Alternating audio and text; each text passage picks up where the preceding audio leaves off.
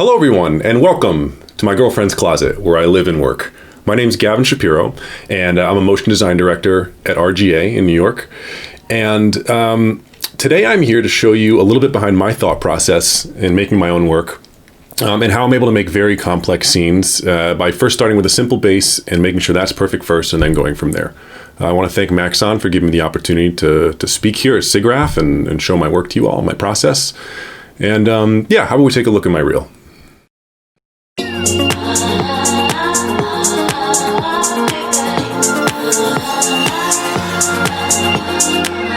call me up, tired of all your promises. This isn't love. You can give me what I want, round and round. I can't get you off my mind. Oh, oh, oh, oh. There's no way I'll ever get to you. I'll ever get to you. There's no way I'll ever get to you. I'll ever get to you.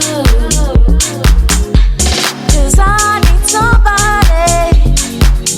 I know you do. I know you do. I need somebody. I know you do.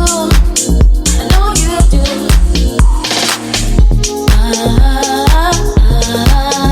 Baby.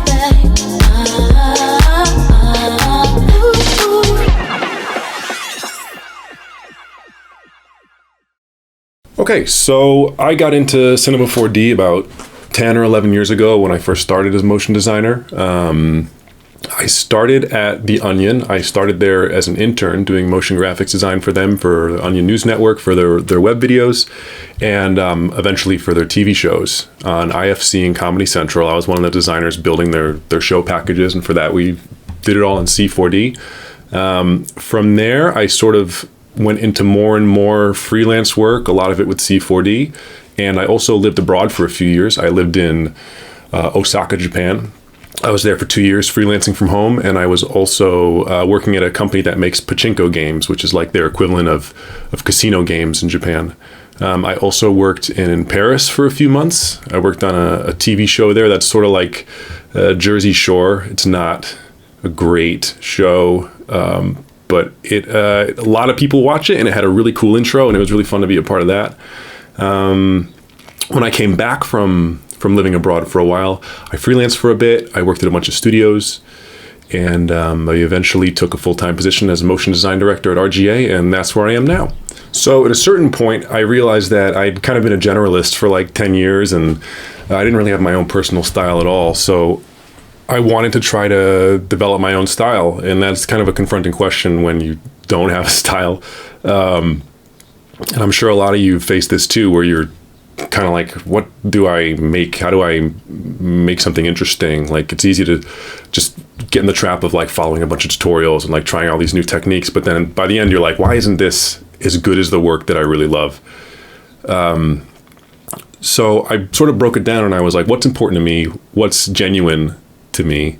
How can I represent myself and my work? And I just went back to things that I liked and things that I thought were interesting. So I first started with like Japanese architecture and kind of Japanese themes, because I've always loved Japan. I lived there for a while. It was really fun and really had an effect on me. So I put that into my work, and then I also put in penguins, just because ever since I was a kid, I've always loved penguins for whatever reason. And my first work was just trying to combine those two elements in interesting ways, just utilizing what I'd learned in my career and what kind of techniques and artistry I'd acquired over the years. So I started there. I started by making things that were not animated at all, actually, because I realized my strengths were in the fact that I was an animator.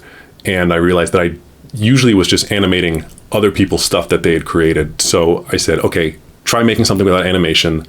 Limit yourself in that way and see what you can put together. I've also always loved the absurd, and I've loved like the juxtaposition of something cute with something really, really intense. Some of my early personal work was that kind of thing. I made one with like a whale, like a really cute whale that like exploded out of the ocean, like decimated all these buildings. It's just some metal music, and it was awesome.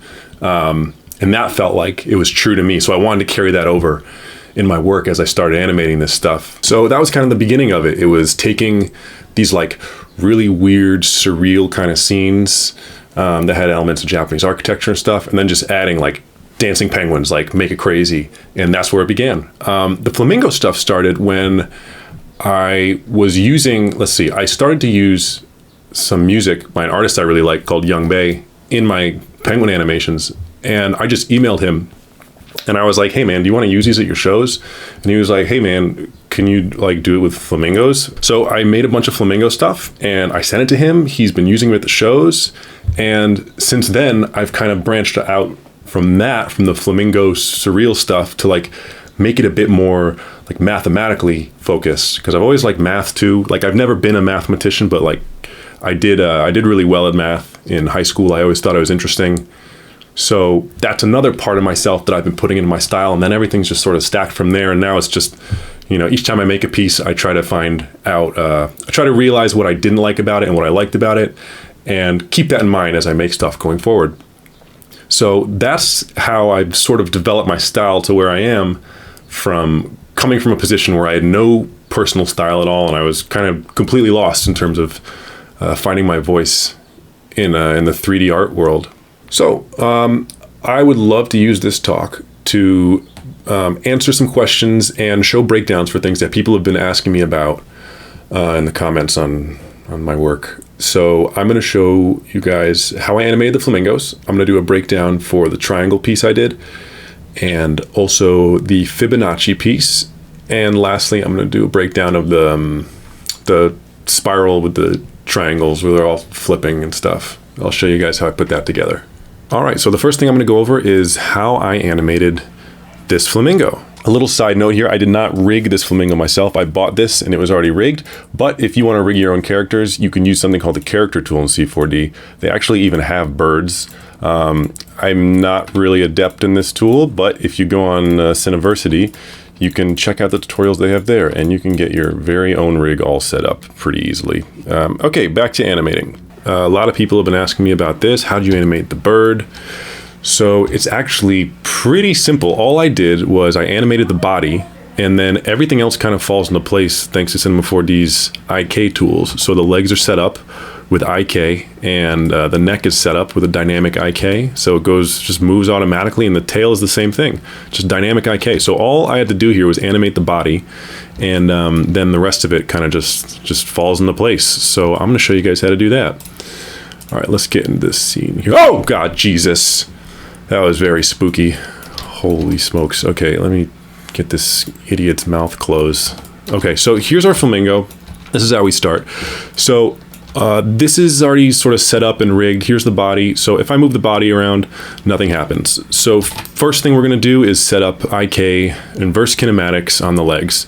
So what you do is you set, first you click the first joint, like the hip joint, and then you hold down shift and you click the ankle joint. And then all you got to do is create an IK chain. And what this does, it basically makes all of these things as part of a chain. So this last one will stay in the same place, even if you move the top one. So like if we move the body now, this leg will stay into place. So not quite perfect yet, but this is our first step. So let's do that for the next one too. You click the top joint, the hip joint here. And then you hold down shift, click on the ankle, do the same thing, create an IK chain. So again, move the body. It's moving both the legs now. So we're making progress. Next thing I want to do, one thing you'll notice is if you move it too far away, the feet they lift off the ground, and I want to make this a little bit more cartoony. So I want it to stretch. So all you have to do is in your IK settings here, you just turn on the squash and stretch, put the stretch all the way up. So what this does is now when we move this away, if it goes too far, instead of lifting the feet off the ground, it's going to stretch them.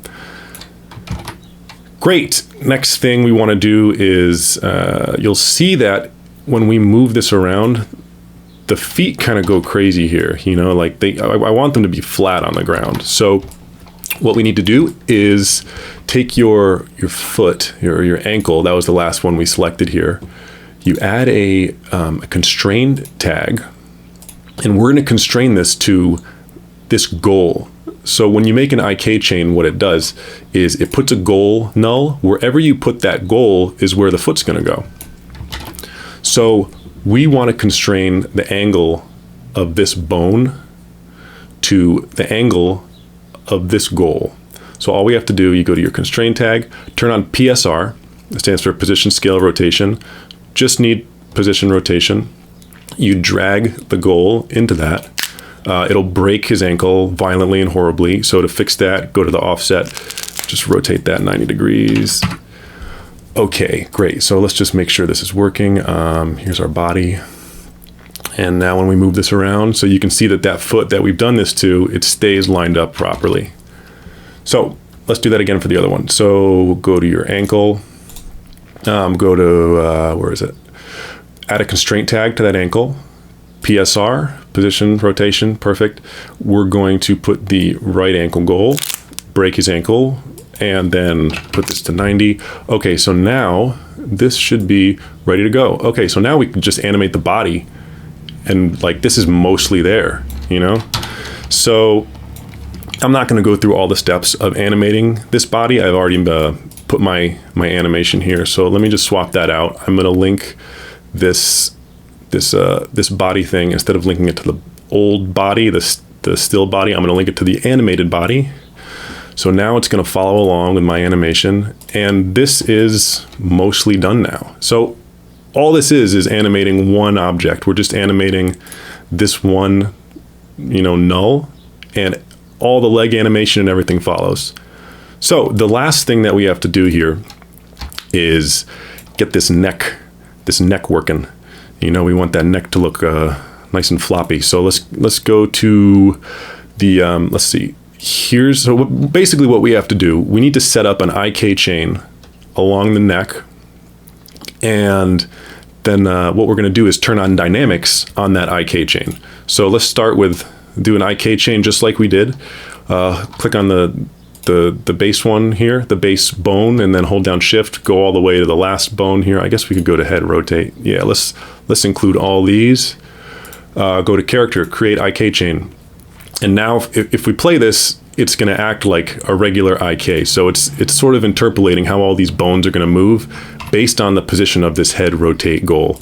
So two things to do to make this work with dynamics. One is delete the goal. And then the other thing that we're going to do is go to the neck and you turn on dynamics. And now, as you'll see, it's perfect. It's flawless, a beautiful flamingo animation. Let's start this over. Go to your gravity, get rid of the gravity. And now we can see it's just kind of flopping around. So we're pretty close here. We just need to tweak these settings a little bit. So all of these control different kind of things. You know, this is sort of up to you depending on how you like it. But let's see if we can get a similar result. Yeah, something sort of like this. That's pretty good. Okay. So now we've got the flamingo's neck going, and this is looking pretty good. Last thing we're going to do is we're going to put the dynamic IK on the tail as well. So same process. Let's go to where's the last joint we want to rotate here? Probably this one. So let's click first on the tail rotate, hold down shift, get the last bone. So now we have all these bones, and just the same thing. So create an IK chain, and then we don't need that goal, and then just turn on the dynamics. And let's get rid of the gravity, and now we should be pretty good to go. Yeah, even that's pretty much okay. You know, you can tweak these however you want. I kind of like it a little floppier. Let's see, something like this. Yeah, you know, there. So then this is just up to you, whatever you so please. And yeah, that's how I animated the flamingo. There you go. All right, so next I'm going to walk through my thought process and the methods I used for building this piece, and how I came up with the idea, how I approached it, and how I ended up putting it together. So we're zooming into this triangle here. And as we go in, you see there's another triangle here, which is now just the place where we zoomed in the first place. So this whole thing loops. It loops seamlessly. I actually kind of cheated the lighting on this one. I couldn't really get it to loop perfectly because the lighting changed. So I just made it so the lights flash every half second. So now in the end, on the loop point, when the lighting changes, you don't even notice. So yeah, I'm a charlatan and I lied to you all. So here's how we do this. Let's get into it. So the inspiration for this piece was this one, which I made before. And the way that this piece works, it's a similar kind of thing. We've got this square, you know, and as we go into it, there's another square down here, and then we go into that, and then we go into the next one, and this goes forever. So this was something that I created before, and I want to take it a step further. Just to go over how this works exactly, you have your scene with a hole in the middle of it here, and then the scene is placed inside that hole, and then to make it loop, you're animating the little scene so it scales up to be the size of the big scene, and then you can just cut it on the loop point and it ends up looping perfectly. So I basically wanted to try that, but with a triangle. So this is called a Sierpinski triangle. It's a kind of fractal where basically what happens is you start with a triangle, and then every time there's a triangle, you put a hole in the triangle. That's an upside down triangle, and that makes 3 more triangles. And then with each of those, you do the same thing. So now there's triangle hole in this, and then it goes further and further. And basically by the end, you know, you're going to get a shape that's like this. So I wanted to make something based on that idea. All right, so here is one of the very, very early versions of this project when I was trying to figure out just how to get the animation done. So what I always do for complicated loops like this is I first build out just the most basic form possible just to get the animation locked in. Once the animation is locked in, then you can go back and you start adding things, and it just makes it a lot easier to work with instead of having to tweak the animation and stuff while you've already put a lot of detail into it. Another thing worth pointing out here is that to easily line up the first and the last frame, I'm not animating the camera, but I'm actually animating this whole structure here. So I'm keeping in mind the difference between the first level and the second level of this structure, and I'm animating the difference between the two. In other words, the amount that this thing is rotating is the difference in rotation between the first level and the second level, and the amount that it's scaling is the difference between the scale from the first level and the second level. So this is the base. So what's going on here is, got a triangle. Okay, got a triangle. Here's the Sierpinski triangle, you know, the first level of it. First thing I want to do is just get, how do you get it so the first and the last frame, you get this triangle here in the same position. So what I figured is you have the scene, and this is an instance of the actual base here. I've just made an instance of it just so it's easy to work with. So this makes it so that if I ever want to change it, I just change stuff in this base null, and it'll automatically update through all these things. So I keep everything in one place to make it simple to work with. So first you have this base. Here's the anchor point here, okay? And then relative to that is another copy of this instance. So my idea was, okay, it's gotta go up into this triangle. You know, we're gonna rotate it here along this axis. We need to rotate it into place this way, and then we also need to rotate it, you know, we need to rotate it around clockwise, counterclockwise, so that it lines up with this hole here. Because as you can see, this hole is a triangle that's facing down. This hole is a triangle facing up. So we need to line up that as well. And then the third thing we got to line up is the scale, because this is obviously getting bigger. You know, this triangle is, you know, this outer triangle is a bigger triangle than this one. So we need to animate it, the rotation this way, you know, along the X rotation here. We need to animate this rotation, you know, along, what is this here? The Z, you got to rotate that. And then we also need to scale it up. So the 3 things we got to animate to get this small one into the position that the big one is in. So the way I have it set up, let's look at our keyframes here. So we're just animating all of those properties. So one property that we're animating is this. We're animating this, this rotation here, this X rotation. Another thing we're animating is this Z rotation. And as you will see, this Z rotation animates along this, because this is the thing that we're trying to get into the right position, this center triangle, okay? So that's how we're animating that. And then we're also animating the scale here. So this is going to scale up. So then by the end, when you add everything in together, you get this small triangle animating up so that it matches the scale of the big triangle. Okay, and then you can smooth out the animation curves and then get that all to loop. So another thing to make it easy to work with a lot of instances here, or to work with a lot of levels, is if you put an instance inside another instance, you put it under it in the hierarchy, you can see that anything under a parent in C4D, the position coordinates are relative, the position, scale, rotation, that's all relative to the parent. So if you want to add more levels of this, you can basically just copy and paste it, and you just paste those same coordinates in. So as you can see, each of these is relative to its parent, the exact same amount. So that's how you can get all these different levels and make it pretty easy to work with. Because if I wanted to just put more in here, I could just hold down Control, copy this, put this under here, and then I could take these coordinates here, copy them, and if I paste them here, then they're going to line up and be relative to that parent. So it's all going to work out perfectly. It just makes it really easy to work with. It's sort of a little trick that I do to build some of these more complicated things with a lot of levels. So anyway, that's the first basic step. This is the hardest part, honestly, is getting this first animation set up. Just the face, that's all I need to tell me that it's working out right.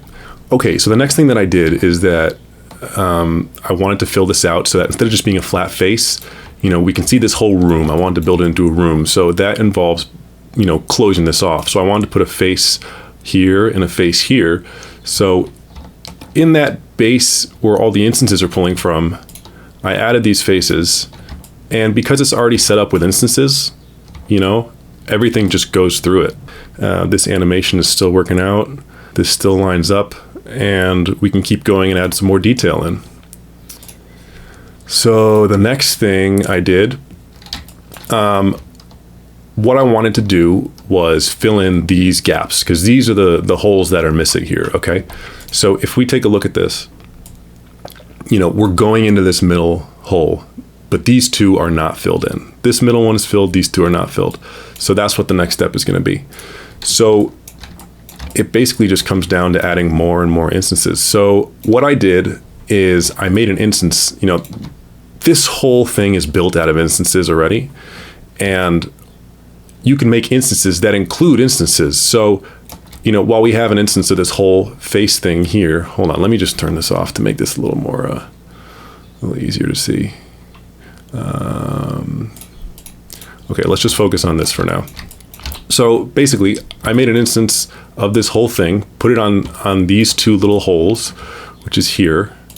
Okay, so now we have those in there, and then I just did that again. I put another copy of that instance in each of these little instances here.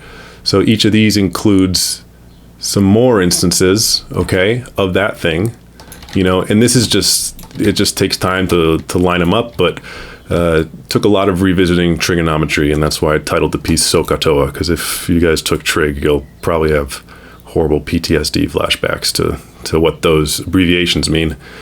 But yeah, so I just sort of did the math and figured out where these are supposed to go on these instances. And then for one more level, I didn't want to go too far and make it too crazy. So these I just capped with a little normal, tetrahedron here to fill that out. So now this is what the whole shape looks like, okay? Aside from this hole, because this is the hole that's going to have more of those instances. So once these were fleshed out, and now that we have this whole piece as an individual piece, now we can put these back on, our original instances, and you can see how this is built up now. It's basically just this whole thing is taken, made into an instance, and that's put on those instances that we initially started out with. We started with just the face. It's the same instances, just now instead of being one face, it's this whole structure that we built. So you can see from this point of view, this is sort of what it looks like. We go through the whole thing, and then by the time we get back, we're already lined up, because that was the part that we figured out in the beginning, getting the camera and the animation perfect from the beginning, and then after that, branching out, adding more details, making it more complex. So now this base is, we can just work with this base, you know. We have everything here. I'll show you how it works. Basically, this whole thing is built out of 3 different faces. That's it. So here's the whole base. Like here's side A, side B, and side C. So you can sort of use this as a reference to see where these things are, and you can see how it works. If you change anything on one of these sides, it's gonna just propagate through your entire piece, because we set it up in the beginning with all the instances, and we set it up to be nice and easy and automatic. So one of the great things about using instances in Cinema 4D is that if you set these up with render instances, what it does is, instead of copying all the geometry, it just references all the geometry. So basically you only need to load one level of this. Like the computer just needs to load one level of this, and it'll automatically, you know, it just puts it through the whole thing without needing to put in more geometry, like actually putting in more. It's kind of hard to explain, but the gist of it is that it'll make your scene run really smoothly, even if you have tons of stuff going on. Like I've got literally hundreds of these flamingos in here, and I can, you know, drag through on the timeline. Looks totally fine in the viewport. So now it's easy to make changes because all you need to do is hide the instances. It's all set up so you can just work on the original piece here, you know. So if I want to move stuff around, I can just do it here, you know, move a flamingo around or whatever. And then that all is what updates in the main scene here. So it's very easy to work with. It runs smoothly, which is really impressive. And yeah, if you set your stuff up from the beginning with this kind of organization, you can make some really complicated looking stuff pretty simply. All right, the next one I'm going to walk you guys through is this piece called Fibonacci. This is a collaboration I did with my friend Arbin. I'm sure you've seen his work before. It's all over Instagram. Super cool work. The way we built this one is, let's see. So I started by making a golden spiral.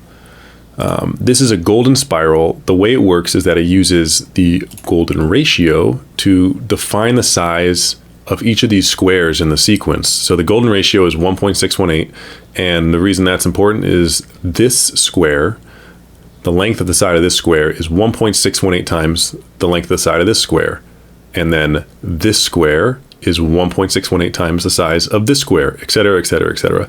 So important number to keep in mind, 1.618. For our purposes, we're going to be making these smaller. Like when we duplicate each one, we're going to make a smaller square. The smaller square is 0.618 times the size. So that's what we're going to use to make this loop. This is what it's going to end up looking like. So as you can see in this, we can basically make 4 areas that are different areas. And if we scale this in the right way, if we animate the scale, then we can make a seamless loop because it's just going to repeat over and over and over and over. So let's dive into it. Okay, first things first, we got to make this really easy to work with, set it up in a really clean way. So the way I did it is I made the 4 different areas just all next to each other just so we can see them, work with them easily. And then I made instances of these and I put these in this spiral shape, okay? So basically what's going on is we have an instance of each area. So here's the first one. The next one, it's under the hierarchy, so we can get an idea of where it is relative to this one. So it's 0.618, the scale, rotates 90 degrees. It's moved this much. So this I just figured out by just doing the math with good old pencil and paper. And then you can see here, we have this hierarchy set up the same as last time. So each of these areas is relative to the one above it. It's got the exact same coordinates. So if we want to make this go even deeper, basically we just need to copy this set of coordinates here, since this is where it is relative to the parent, and then put that on this new thing we just duplicated. So now we have another level. So we can do this just infinitely. We can keep going on and on and on. The reason I want to do this first is I want to find out where the center of the spiral is, because I'm going to scale the camera from the center of the spiral. So then the only keyframe we need to deal with is the scale of the center of the spiral, which the camera will be underneath. Let me show you what I mean. So if we make a few more instances of this, let's put put this here. We're getting smaller and smaller. As you can see, as we keep going in, this this point here, wherever this is, eventually it's just going to be the same. We can go again. We can make this crazy. Just make a million copies here. By the time we're getting down here to the end, it's the same point. Okay, so that's got to be the center of the spiral. So what I did, I just took out one of those instances, put it here, put a null that has the same position. So I'm going to use that as you can see, same position. I'm going to use that as the position from which to scale the camera. So let me show you what I mean. So in this, I've got this animation set up. The camera is in this center point, okay? And that null, which holds the camera, is scaling down. So since we are basically trying to get from, we're trying to get from this one to this one, okay? Scale-wise. So we need to multiply the scale by 0.618, 0.618, 0.618, 0.618.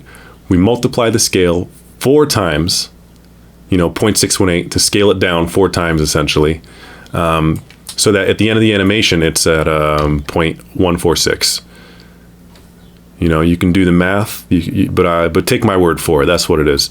So in general, what we're trying to do is get the camera to go from seeing this at this scale to seeing the next level at the scale that the next level should be. So that's why we multiply it by 0.618 4 times. You can see at the beginning and the end, that lines up perfectly. So the other thing I did in this, just to get the animation going here, is I animated all of these things coming up, so that as as the camera zooms in, we're revealing these new areas that are coming in. So all that is just each of these instances here is just animating the Y position, just falling up into place. So we're going, basically we're seeing 4 new areas, right? We're seeing 1, 2, 3, and then 4. And now we're back to where we were. So over 12 seconds, we have 4 things animating in. So each one is animating in every 3 seconds. So you can see that we've got this one animating in, it lands at 90 frames. This one animates in, lands at 180 frames. This one animates in, lands at 270.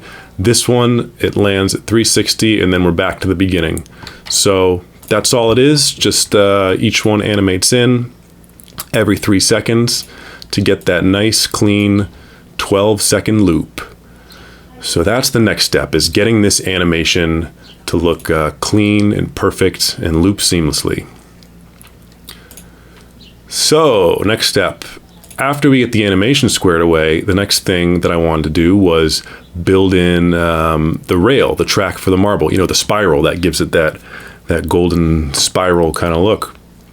So the first thing I did was I just put an arc on each of these 4 areas, okay, just to see what that looks like.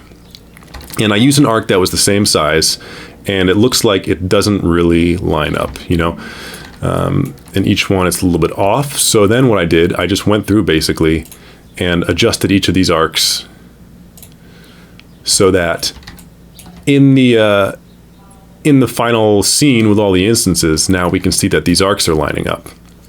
And this was just going through and adjusting it by hand, just eyeballing it, nothing crazy.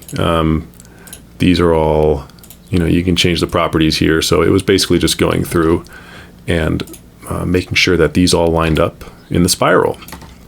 Next thing I wanted to do is make this look like a track. So what I did is I added a second arc here. So this looks like train tracks kind of, and then just went through in each of these areas and adjusted this new track that I made in each one, so that when we look at it in the spiral, they still all line up. So here you can see the tracks are getting a little bit wider on each iteration, but over here they're lining up, and that's because these are scaling down so that the track stays the same width the whole time. So again, just easy to set up, or easy to do because of this setup. Everything is here, and this is where you can change it, and then you can see what's going on in this area that we already built and set up with all these instances.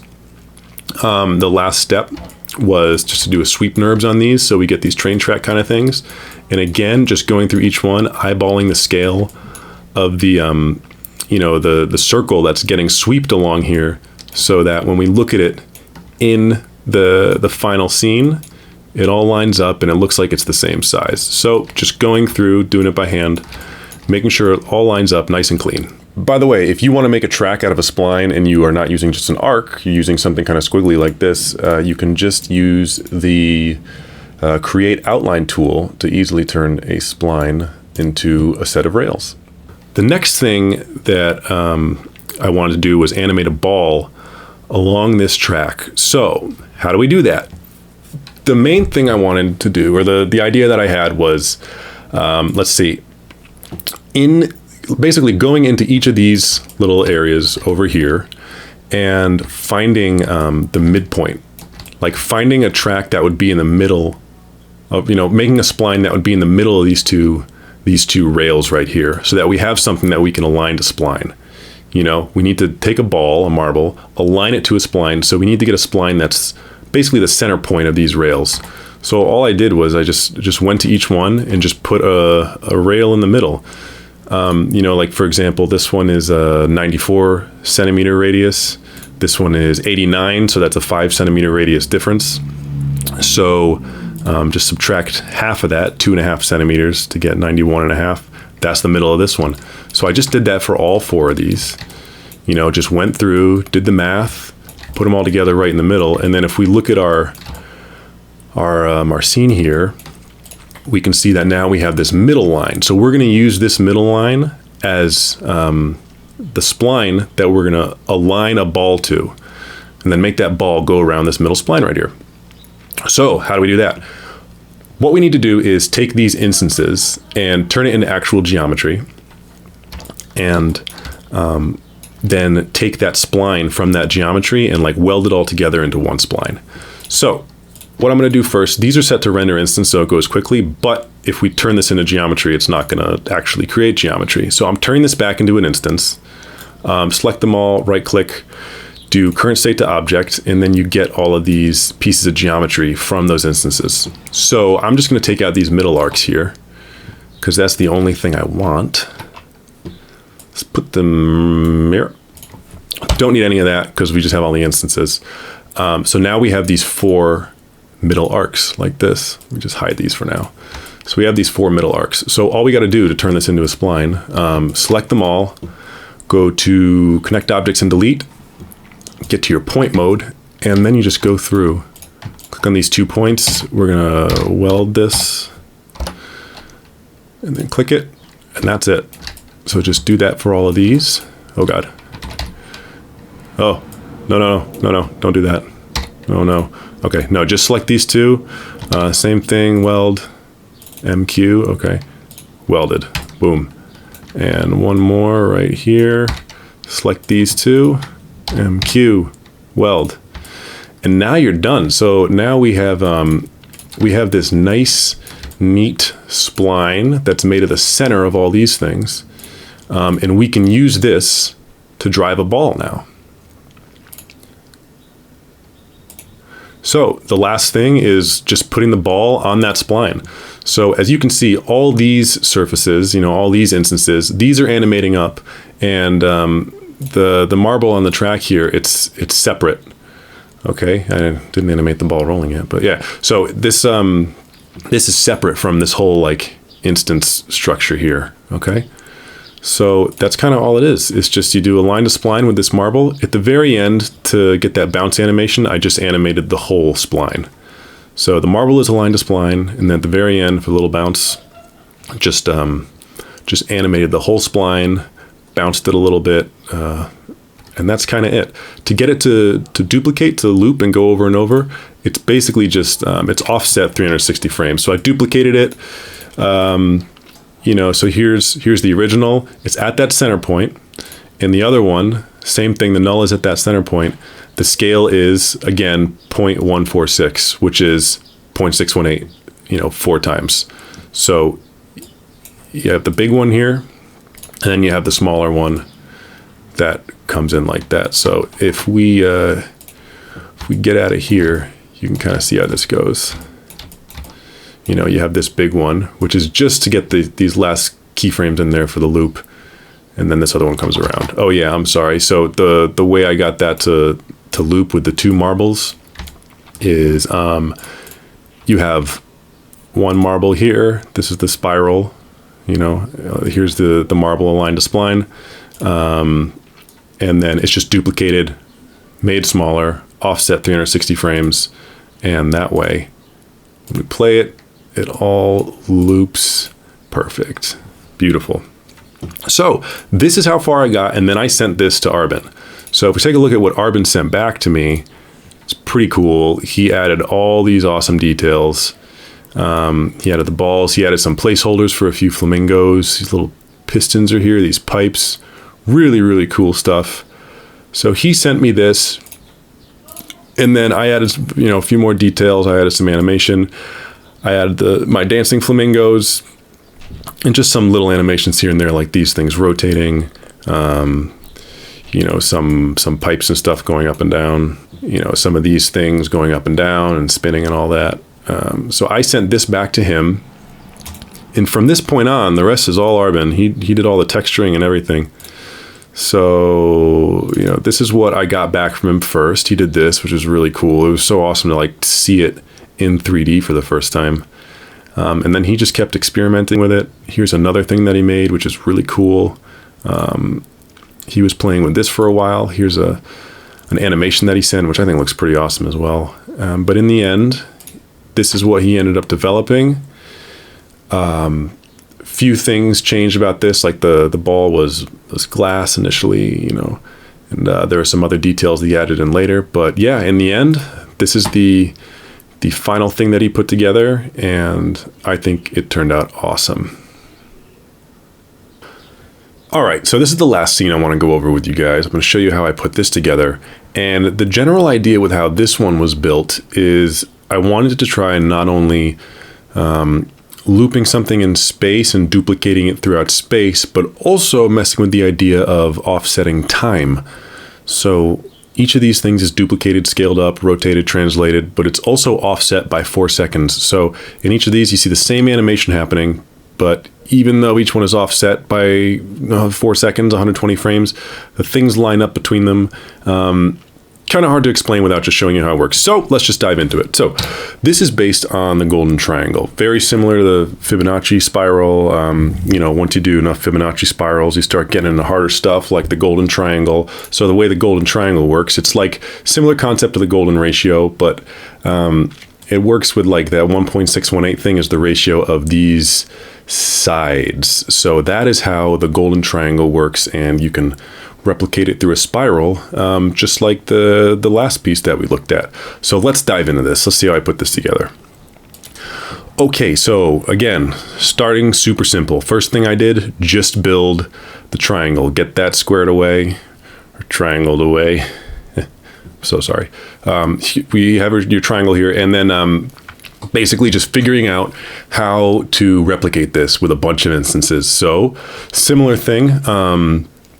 After we have this shape, okay, so I took out this chunk here, and that's what we're going to duplicate this triangle into over and over and over, and it really just works like the other one. So in the sense that each of these, you know, it's offset by the exact same amount as the one above it.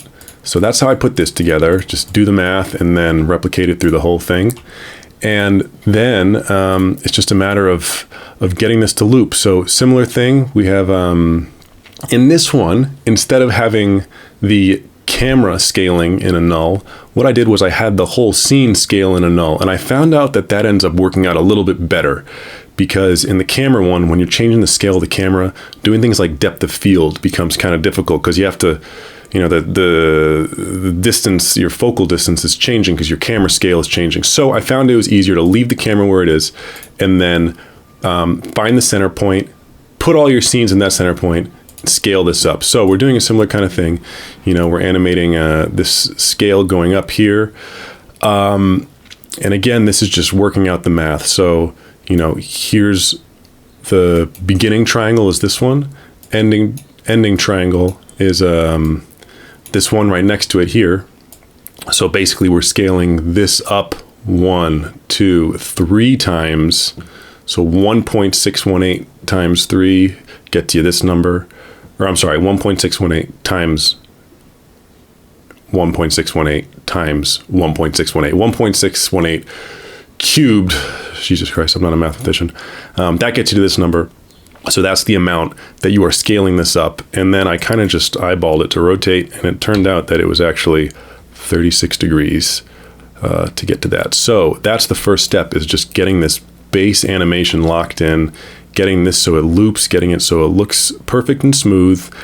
And yeah, now we're going to move on to the next step, which is getting this stuff to have that the triangle flipping animation to reveal the next one after that. So one of the limitations of instances, you know, instances are really great. They're really efficient. They can do a lot. But one thing they can't do is offset time. You can't offset the time of an instance. So the way you do that is with XREFs. So what I ended up doing was sort of rebuilding this whole thing. But I did it with XREFs instead of with instances. So it's basically one animation of a triangle flipping, and then, you know, those are all they're in the same exact position as all these instances were. I just built it with XREFs and then offset the time. So to give you an idea of what this means, if you look at the XREF itself, frame 0, nothing there. Frame 1, it pops in. Okay, I'll explain why in a second. So this flips over, reveals 2 triangles. All right. And then at frame 120, that's the last frame, and then it pops off. And that's because when we put the next instance, or the next XREF rather, in the smaller scale, okay, we want it to be the triangle. So this triangle is being placed here, and it's appearing at frame 1, right? But when we offset it 120 frames, it's appearing at frame, it's appearing at the frame that this triangle disappears. Okay, so when you take this structure, this triangle with this animation, and you put it into the XREF system here that we built with those instances from before, you get this kind of animation. Again, so what's happening is on frame 0, everything's here, right? So frame 120, we get to frame 120. Okay, that's actually this instance, or this XREF rather, of this triangle. Frame 121, it disappears, and now the next one is here. Okay, because this one is 120 frames off. So this one is starting at frame 1, where you know, it's starting at frame 1 where it actually appears, you know. So that's how that is set up. So this is the first step. Okay, the first step into getting this to be able to get to the point where we can add a lot of detail is just working out this base. So now that we have this base, we can go through and we can add all the detail on top of this that gets us to that really complicated looking scene from before. So what I'm going to do is show you the steps that I took to build this and to think about how to approach this, because this is a really complicated scene. So first, what I did, you saw this, get the base going. Okay. The next thing I wanted to do is figure out how to connect these in some way, and also connect them in time. So what I wanted to do was basically I put in some indicators that would help me understand how I can build this out. So I put frame counters on each scene so we can see what frame number each individual scene is at. And then I put all these letter markers so I can get an idea of where things are positionally, so I can have an idea of where to build things and where to attach things. I knew I wanted to get rails going in here somewhere.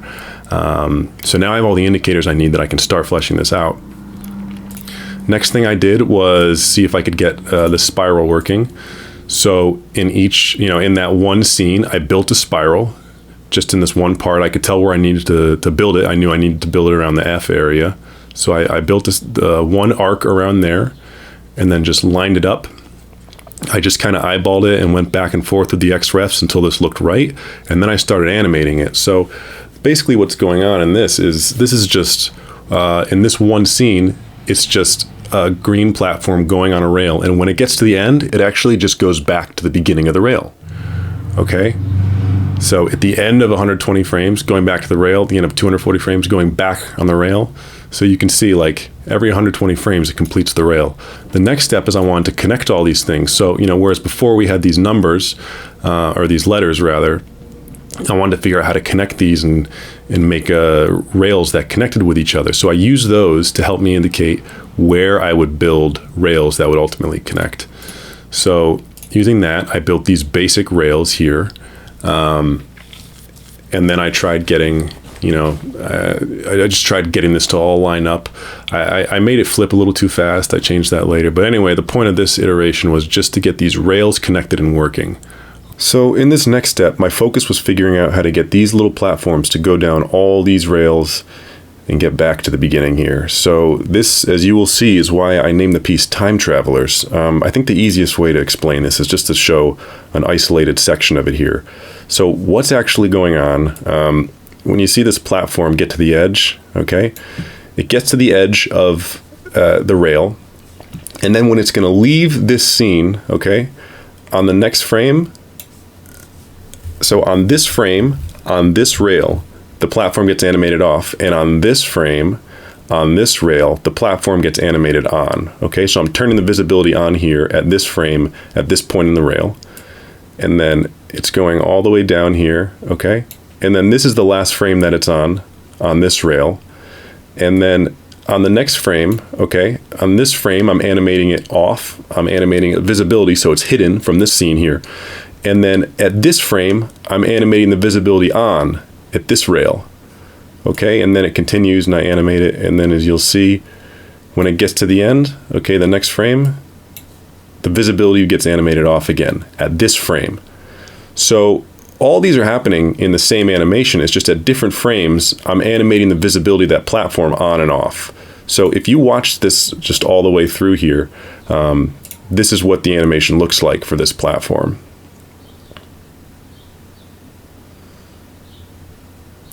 And then wait for it.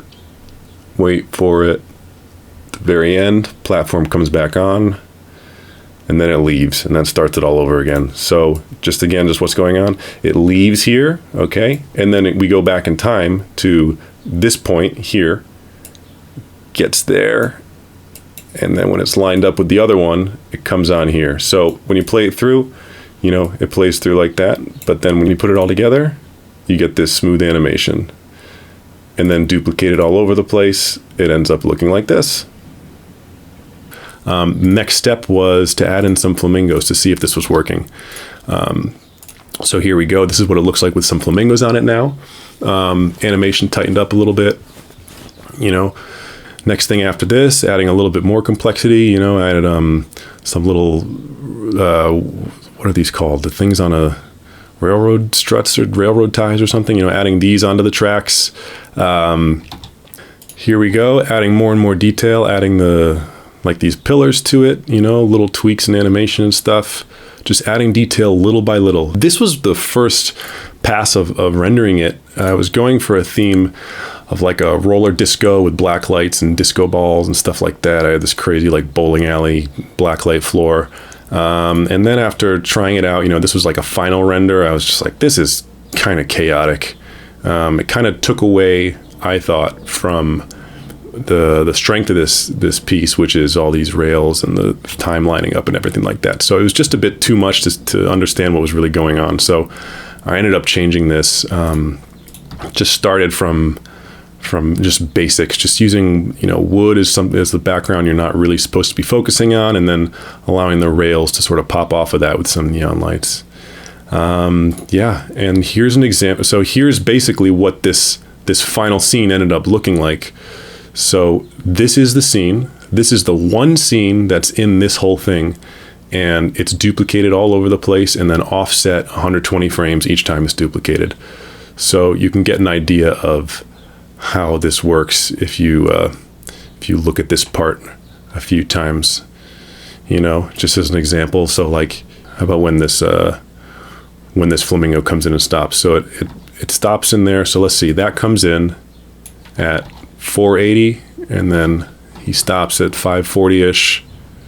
Okay, so basically anywhere here where it gets to 480 is when the flamingo is going to come in and stop. So here about to get to 480, comes in, and then he stops around 540. So that's going to happen for all of them. So like this one too, for example. So 480, this one comes in, and then it stops at around 540. And yeah, it just keeps going and going. So that's how I put this together. All right, so I hope that was helpful. I hope you guys learned something. I hope this breaks it down a little bit. Thank you so much for taking the time to watch my presentation. It was really fun getting a chance to explain my process a little bit and showing that to you guys. Thanks again to Maxon as well for giving me the opportunity to do that. And if you want to see more, check out my YouTube, my Instagram, look up Shapiro500. And you can also check out Shapiro500.com, which is a VJ site I put together. So you can just open it up and just play all my visuals. It randomizes the order. You can change the BPM just right in your browser. So hopefully that could help out some people as well. Thanks again, and I'll see you guys next time.